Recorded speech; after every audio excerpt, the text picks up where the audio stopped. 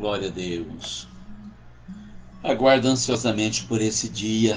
É a única esperança e a única felicidade que nós vamos encontrar nessa vida também é na companhia, na comunhão de nosso Senhor Jesus Cristo. Eu estava ouvindo o primeiro louvor, Novo Dia, e lembrando do meu filho. O testemunho que ele deu aqui, ao vivo. O vídeo que eu baixei, eu estou publicando em outras redes sociais que eu tenho, para divulgar a história da vida do meu filho, que sempre foi tão apegado comigo desde pequenininho, mas quando vira adolescente, pensa que é dono do mundo, que sabe tudo. Meu velho está quadrado, está ultrapassado, né? Seguiu a vida dele, se envolveu em más companhias, e como ele mesmo diz no seu testemunho, você pensa, a companhia não tem nada a ver, tem tudo a ver sim, você quer ser igual a pessoa, acaba fazendo tudo que a pessoa faz, ou pior. Se perdeu no mundo das drogas, da bebida, do cigarro, entrou no tráfico de drogas, mas o Senhor foi fiel a mim e à mãe dele, ouviu as nossas orações, preservou a vida dele, tirou ele do tráfico, mas ele sempre foi muito resistente, demorou muito para entender qual era o caminho que Deus tinha traçado para ele. E sempre vou louvar a Deus pela vida do pastor Lourival Martins de Oliveira, irmão agudo, amigo, companheiro, irmão. Quando nós dizemos irmão é porque é irmão mesmo, alguém que coloca o ombro debaixo da nossa cruz e ajuda a gente a carregar. Sempre promovendo um bom trabalho para o Senhor. Eu consegui arrastar meu filho no mês de outubro de 2018 para Morro Agudo, a igreja do pastor Lourival, onde o pastor João Medeiros pregava, um homem que também foi recuperado pelo Senhor. E ali usado para falar com o meu filho, que mudou totalmente a vida dele. E hoje, graças a Deus, no caminho de Deus, né? Servindo a Deus com fidelidade, com dedicação, com uma visão maravilhosa das coisas de Deus, dando testemunho do que Deus fez na vida dele. E eu aqui pensando, ouvindo aquele louvor e pensando um novo dia que Deus deu para ele. Porque como ele mesmo fala no testemunho, poderia ter morrido há mais de 20 anos, estaria no inferno há mais de 20 anos. Ele estaria no inferno de horror. Eu estaria aqui no inferno de horror, porque como é que eu ia viver sabendo que eu perdi meu filho para o inferno? Como que eu ia servir a Deus assim? Que alegria eu teria na presença do Senhor? Mas Ele é fiel, Ele é fiel. Eu, minha esposa, oramos muito pelo nosso filho, aconselhamos, chamamos ele, falamos, demos apoio também, porque tem pai que não dá apoio, tá? Tem pai que quando o filho se perde, fala, então cara, tu quer teu e some. Não, é aqui que tem que ficar, é dentro da casa dele. É aqui que a mudança vai acontecer, porque o Espírito de Deus habita aqui. E ainda que nós venhamos a errar, como eu disse uma vez para minha filha, se tiver que errar, tem que errar na presença de Deus, porque na presença de Deus nós encontramos misericórdia. Mas quem erra no mundo está perdido, irmão. Quem erra no mundo não tem misericórdia. O mundo não tem misericórdia. Lá você não tem amigos, lá você não tem ninguém que te ama de verdade. E na presença de Deus nós conseguimos ganhar nosso filho. Está na igreja hoje, graças a Deus, servindo a Deus. Hoje ele tem consciência de quão perto ele passou do inferno, porque muitos dos seus antigos companheiros já foram para o outro mundo. Só Deus sabe como, né? Nós não vamos julgar, mas nós sabemos que a pessoa que morre sem Cristo, ela está perdida para sempre. E muitas pessoas falam, mas eu tenho Deus, eu amo a Deus, Deus está na minha vida, mas será que Deus aprova a vida que você está vivendo? Será que Ele aceita a tua comunhão nessa vida de pecado que você vive? Será que você agrada a Deus para Ele falar, olha, eu estarei com Ele na angústia, livrá-lo-ei e o glorificarei? Ou você precisa mudar de vida? Que a mensagem hoje é arrependimento.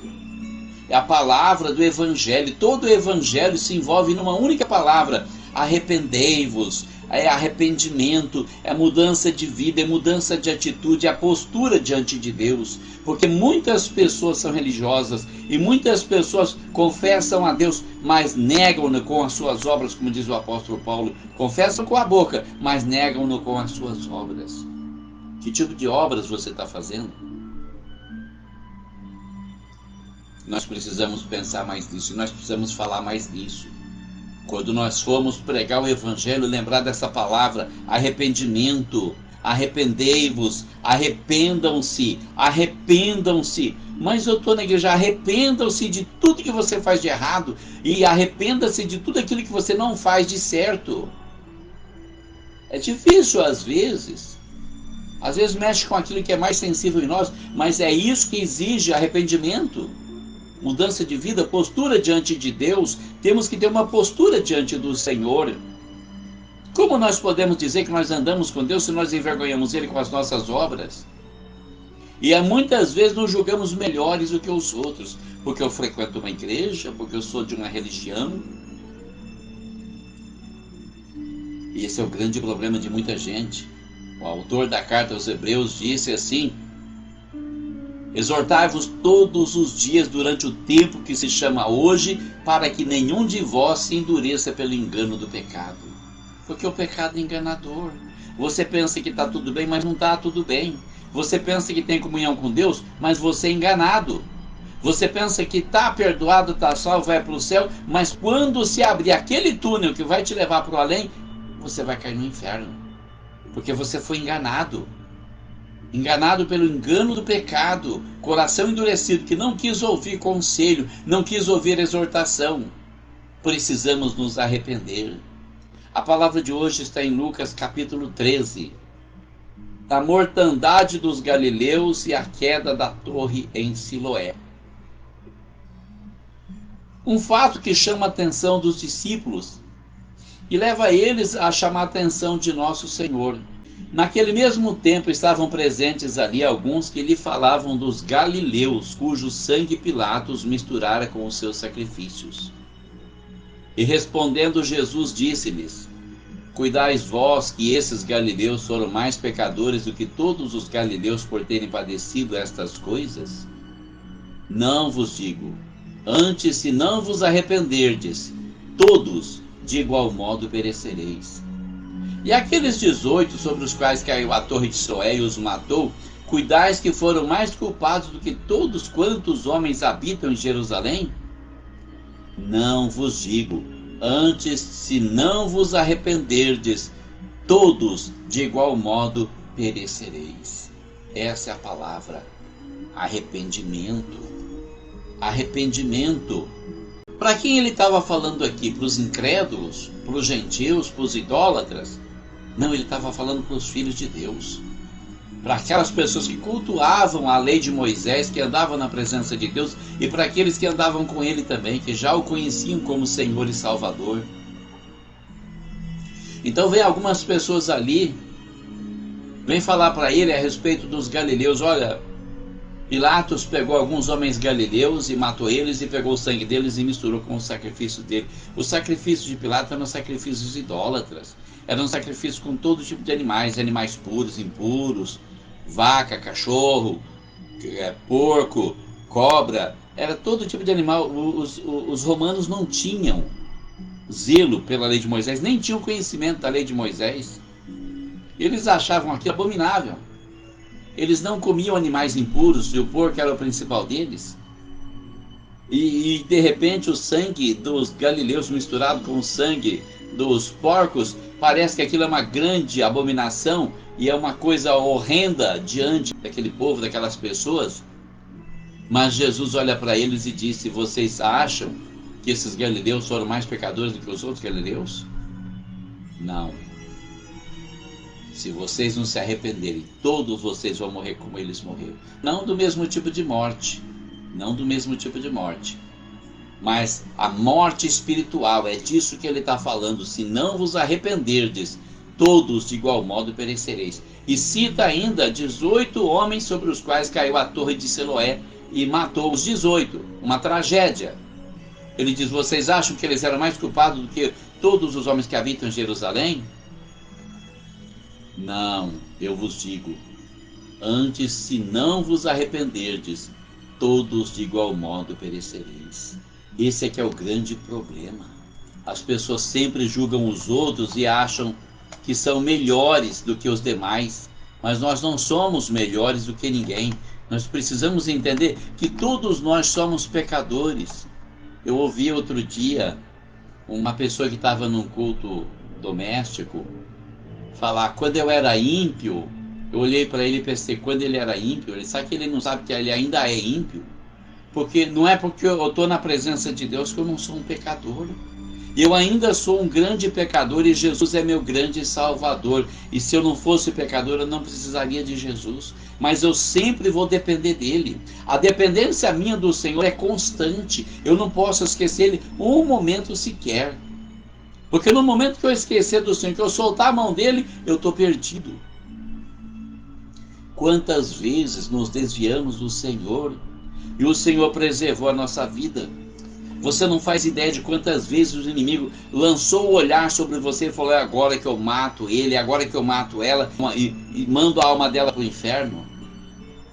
Mas o Senhor falou: não vai tocar nela não. Como o Senhor falou a respeito de Jó para Satanás: não toca na vida dele. Quantas vezes o inimigo fala: eu vou matar essa pessoa, vou matar esse homem, vou matar essa mulher, porque ele está longe do Senhor e está longe da proteção do Senhor. Mas o Senhor diz: os meus anjos estão cuidando de vocês. Volta para o caminho, se arrependam, porque o Pai tem paciência. A paciência de Deus é muito grande. O apóstolo Pedro diz que a paciência de Deus aguardava nos dias de Noé enquanto construía a arca. Quantas almas poderiam ter sido salvas? Mas as pessoas não se arrependeram.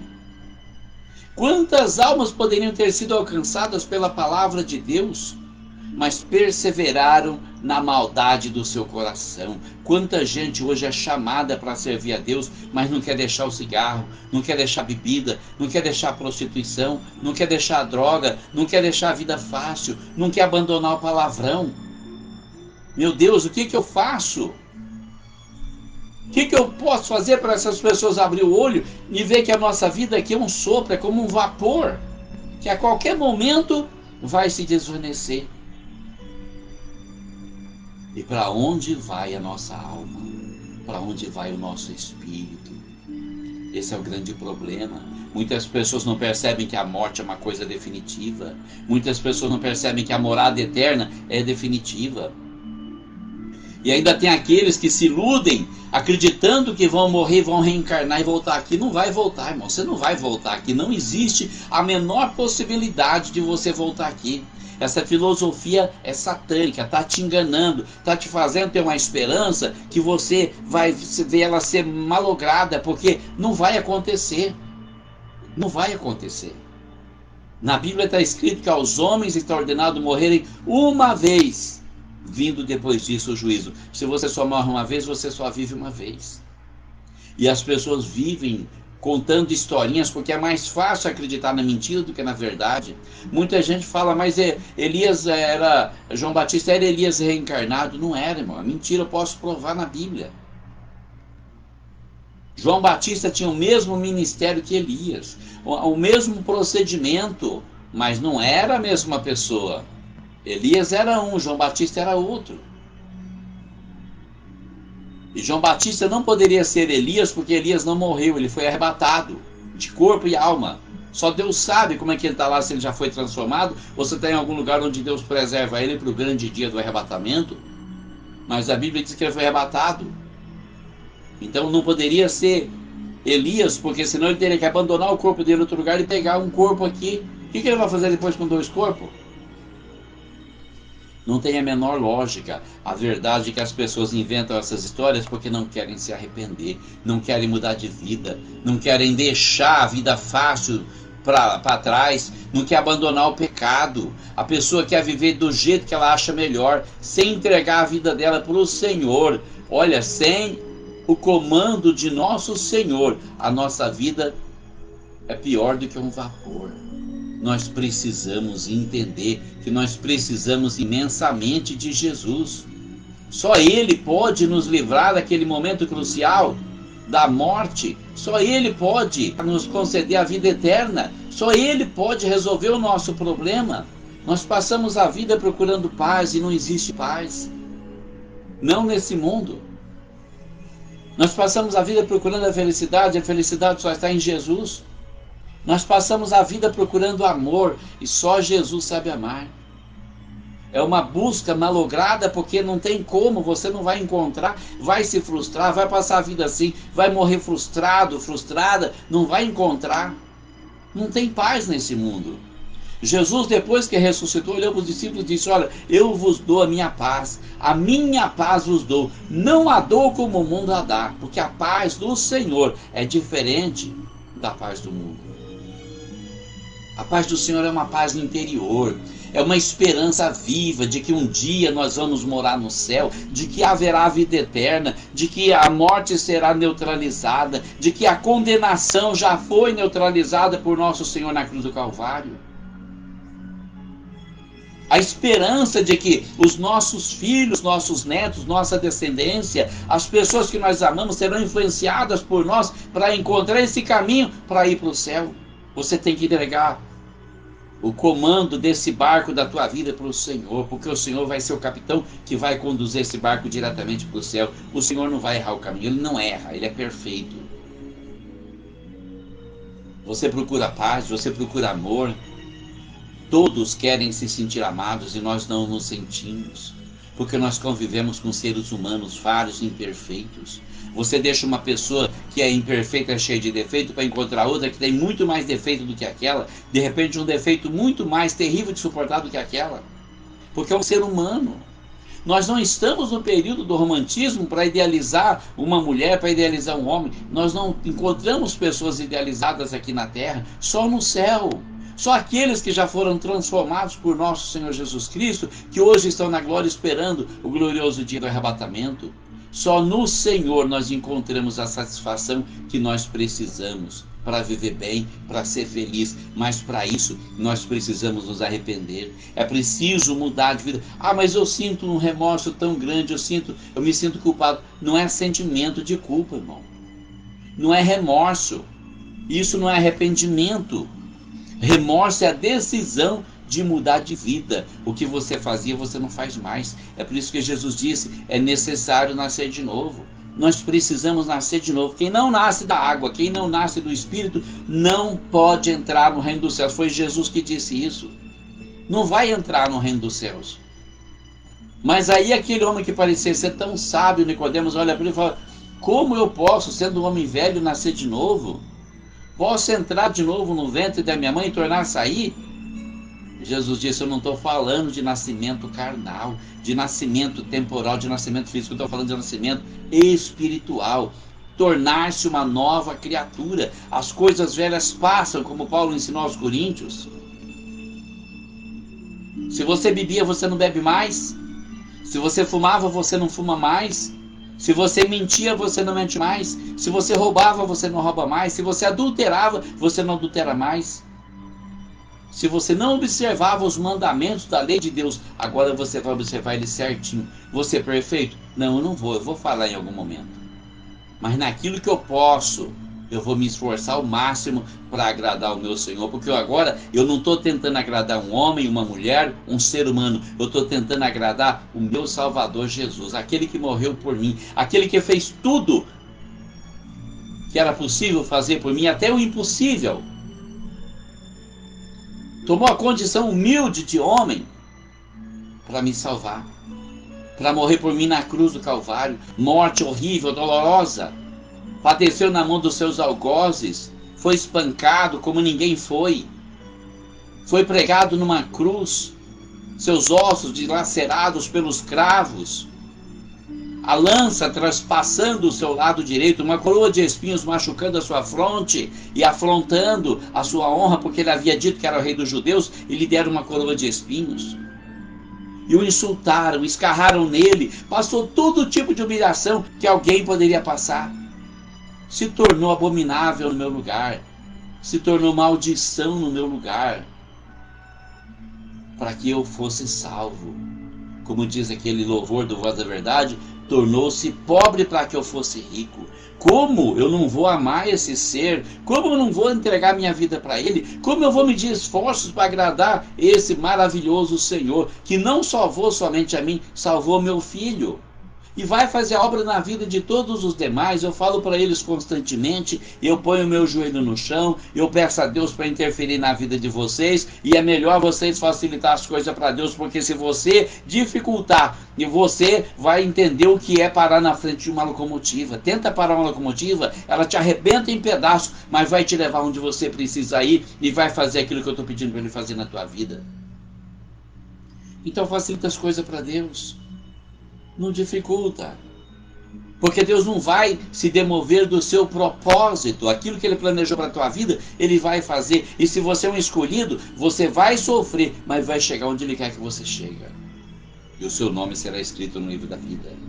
Então, o que Ele está dizendo para eles aqui, olha, vocês estão se comparando com aqueles galileus que foram assassinados por Pilatos, com aqueles 18 que sofreram aquele acidente, aquela tragédia, e caiu uma torre sobre eles, e acham que são melhores.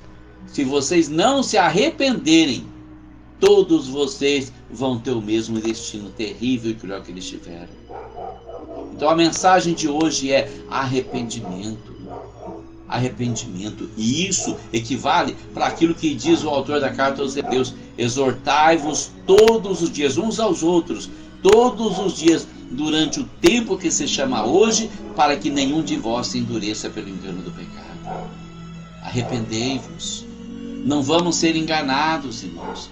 Deus é justo e é justificador daqueles que confiam nele, mas ele não vai passar pano para ninguém. Se você escolher o caminho do inferno, você vai para o inferno. Se Deus tiver um propósito na tua vida, Ele vai cumprir esse propósito. Se Ele te arrebenta em 1000 pedaços, você vai sem perna, sem braço, você vai chegar onde Ele planejou. E se você irritar Ele, você está perdido. Então não vamos dificultar as coisas para Deus. Vamos abrir o nosso coração, vamos dizer: Senhor, no que eu estou errando? O que eu preciso fazer para me arrepender? O que é que o Senhor tem para mim? O que é que o Senhor espera de mim? O que é que o Senhor quer que eu faça? Fala comigo. Ele vai falar com você de alguma forma. Porque Deus é maravilhoso. É o amor que eu procurei a vida toda. É a paz que eu nunca havia sentido na minha alma. É a satisfação de olhar para o meu filho, ver ele hoje operando uma mesa de som na igreja em Morragudo, perto da esposa que canta louvores, e é uma bênção. Minha nora é uma bênção de Deus.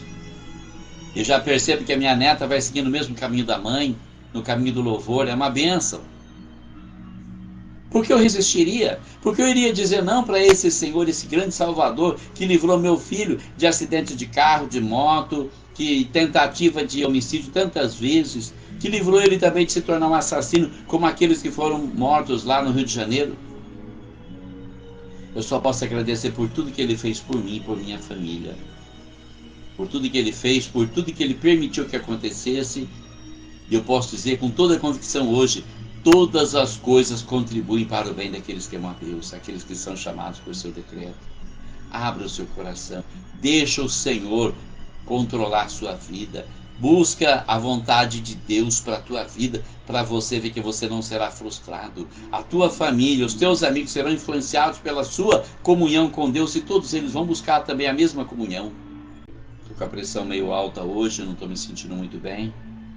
Nem ia fazer essa live, mas não posso ficar falhando. Eu não sei quando vai ser o meu último dia. Eu não posso perder a oportunidade de testemunhar, porque tão grandes coisas o Senhor fez por mim. Eu não posso me calar, eu não posso parar de falar. O Senhor é maravilhoso e Ele quer te abençoar também. Ele quer fazer uma obra muito grande na tua vida. Ele quer salvar você e sua família. E lembra disso: quando você fala não para o Senhor, você está influenciando seus filhos, a esposa, o marido, os pais, os irmãos, a dizer não também. Diga sim, você vai influenciar eles a dizer sim. E o Senhor vai abençoar todos. Peço oração por mim, por meu filho Jorge. Ele tem um problema na coluna, um problema no pâncreas. O Senhor pode estar curando ele, porque nós cremos um Deus que cura. Também peço oração pelo pastor Lorival, que tem andado doente, ele e a família dele, uma gripe muito forte. Ele também tem problema no pâncreas, tem diabetes.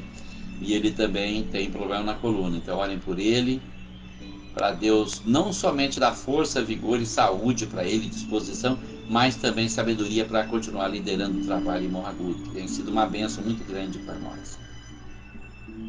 Orem pelo Brasil, para o Senhor nos libertar desses comunistas que estão tentando destruir a nossa liberdade cristã. Eu estou orando por vocês, por todos vocês que aparecem por aqui. Todo dia de manhã Deus tem me dado graça, eu tenho intercedido por vocês. Deus abençoe você, Deus abençoe a sua família e Deus abençoe o Brasil, em nome de Jesus.